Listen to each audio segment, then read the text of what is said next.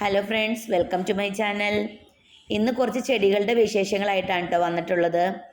അപ്പോൾ എൻ്റെ കയ്യിലുള്ള ചെടികളാണിതെല്ലാം. ഞാനിത് കുറേ വർഷങ്ങളായിട്ട് തന്നെ നട്ടു വളർത്തിക്കൊണ്ടിരിക്കുന്ന ചെടികളാണ് കേട്ടോ.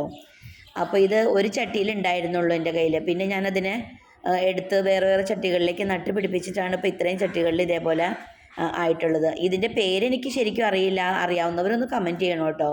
ഞാനിതിനെ പന എന്നാണ് വിളിക്കണത്. കണ്ടിട്ട് പന പോലത്തെ ഒരു വെറൈറ്റിയിൽപ്പെട്ട ഒരു ചെടിയാണത്. അപ്പോൾ അതിൻ്റെ ചില ഇലകളൊക്കെ മഞ്ഞ കളർ ഉണ്ടാവും, ചിലതിന് നല്ല പച്ച കളറായിരിക്കും. അപ്പോൾ നല്ല ഭംഗിയാണ് അങ്ങനെ കൂട്ടത്തോടെ നിൽക്കുമ്പോൾ കാണാനായിട്ട്.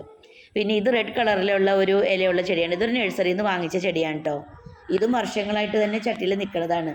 അപ്പോൾ എൻ്റെ കയ്യിൽ 2-3 ചട്ടി ഉണ്ടായുള്ളൂ. ഞാൻ പിന്നെ അതിൻ്റെ മൂത്ത കൊമ്പൊക്കെ വെട്ടി കൊടുത്തിട്ടാണ് ഇങ്ങനെ ഇതേപോലെ കുറേ ചട്ടികളിലായി കിട്ടിയത്.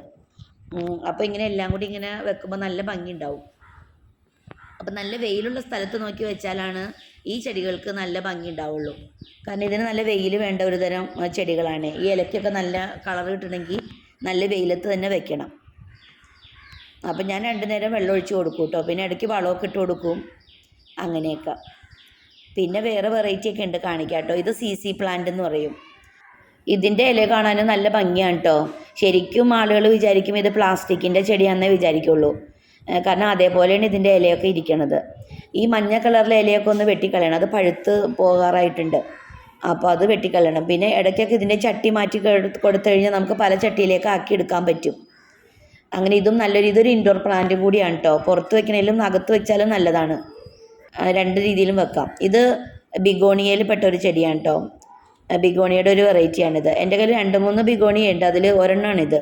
ഇത് നല്ല പച്ച കളറാണ്. ഇതിൻ്റെ ഇലയൊക്കെ കാണാനും നല്ല ഭംഗിയാണ് ഇങ്ങനെ കൂട്ടത്തോടെ നിൽക്കുമ്പോൾ. പിന്നെ മണി പ്ലാന്റിൻ്റെ ഒരു വേറെ വെറൈറ്റിയാണ് കേട്ടോ ഇത്. കമ്പ് വെച്ച് കൊടുത്തിട്ട് നമുക്ക് അങ്ങനെ മുകളിലേക്ക് കയറ്റി വിടാനും പറ്റും, അല്ല ഇതേപോലെ ചട്ടിയിൽ തന്നെ തിക്കായിട്ട് വെക്കാനും പറ്റും. അപ്പോൾ ഇതും നല്ല ഭംഗിയുള്ള ഒരു ചെടിയാണ് കേട്ടോ. നല്ല പച്ച കളറിലായിരുന്നു അതിൻ്റെ ഇലയൊക്കെ. കണ്ടോ, ഇത് നമുക്കൊരു കോല് വെച്ചിട്ട് അല്ലെങ്കിൽ ഒരു കയറൊക്കെ കെട്ടി കൊടുത്താൽ അങ്ങനെ കയറി പോവുകയും ചെയ്യും. പക്ഷേ ഇങ്ങനെ നിൽക്കുന്നതാണ് കുറച്ചും കൂടി നല്ലത്. നല്ല ഭംഗിയുള്ളൊരു വെറൈറ്റിയാണിത്. പിന്നെ ഇത് അഗ്നോണിമയാണ് കേട്ടോ. ഇത് 2 വെറൈറ്റി ഉണ്ട്, പച്ചയുണ്ട് റെഡും ഉണ്ട്. ഇതും നല്ല രസമുള്ള ഒരു ചെടിയാണ്. നമുക്കിത് ഇൻഡോറായിട്ടും വെക്കാം, ഇങ്ങനെ പുറത്ത് വെച്ചാലും നല്ല ഭംഗിയാണ്. ഞാനിപ്പോൾ ഇത് കാർ പോർച്ചിൻ്റെ സൈഡിലാണ് ഇങ്ങനെ നിരത്തി വെച്ചേക്കണേ. അപ്പോൾ 1-2 ചട്ടിയിലൊക്കെ എൻ്റെ കയ്യിൽ ഉണ്ടാവുള്ളൂ. പിന്നെ ഞാനിതിനെ പല ചട്ടിയിലേക്ക് ആക്കി കൊടുക്കുന്നതാണ് ഇങ്ങനെ. അങ്ങനെയാണ് ഇങ്ങനെ ഇത്രയും ചട്ടിയിൽ വന്നത്. അപ്പോൾ ഇങ്ങനെ ഒരുമിച്ചിരിക്കുമ്പോൾ കാണാൻ നല്ല ഭംഗി ഉണ്ടാവും. അതുകൊണ്ടാണ് ഞാൻ പിന്നെ ഇങ്ങനെ ആക്കി വെച്ച് കൊടുത്തത്. അപ്പോൾ വീഡിയോ കണ്ടിട്ട് എല്ലാവർക്കും ഇഷ്ടപ്പെടുകയാണെങ്കിൽ പ്ലീസ് ചാനലൊന്ന് സബ്സ്ക്രൈബ് ചെയ്യണം കേട്ടോ. അതേപോലെ ലൈക്കും കമൻറ്റും ഒക്കെ തരണേ. പിന്നെ ചെടി മാത്രമല്ല കേട്ടോ, പിന്നെ മാവും റംബൂട്ടാനൊക്കെ ഉണ്ട്. അപ്പോൾ റംബൂട്ടാൻ ഇത്തവണ പൂത്തിട്ടില്ല, അതുകൊണ്ട് ഞാൻ പിന്നെ അതിൻ്റെ വീഡിയോ എടുത്തിട്ടില്ല. ഇത് മാവാണ് കേട്ടോ. മാവിൽ നിറച്ചും പൂവുണ്ടായിരുന്നു, പക്ഷേ ചൂടിൻ്റെ ആണോന്നറിയില്ല, പൂവും മൊത്തവും ചാടിപ്പോയി. ഇപ്പോൾ കുറച്ച് മാങ്ങയൊക്കെ ഉണ്ടായിട്ടുള്ളൂ. അപ്പോൾ അങ്ങനെ